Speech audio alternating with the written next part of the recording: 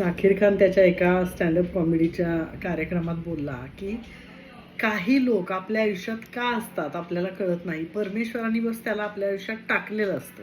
म्हणजे ते आपल्याला आवडत नाही, त्यांच्यात आवडण्यासारखं काही नसतं, त्यांचा आपल्याला काही उपयोग नसतो, त्यांच्याकडून आपल्यासाठी काहीही होत नसतं, दिला तर ते त्रासच देत असतात, तरीही ते आपल्या आयुष्यात असतातच.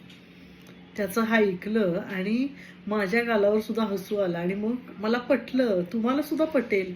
खरंच आपल्या सगळ्यांच्या आयुष्यात अशी माणसं असतात, जी आपल्याला जेन्युइनली नकोच असतात, पण तरी ती असतात. आपण त्यांना टाळायचा प्रयत्न करतो, ती टळत नाहीत. आपल्याला ती नकोशी वाटत असली तरी ती आपल्या आजूबाजूला आपल्या आयुष्यात असतातच. आणि कधी-कधी आपल्याला सुद्धा हा प्रश्न पडतो, की का ही व्यक्ती आपल्या आयुष्यात आहे? तो जाकीर म्हणाला तसं परमेश्वराने ठरवलेलं असतं की या व्यक्तीला तू आयुष्यभर सांभाळ.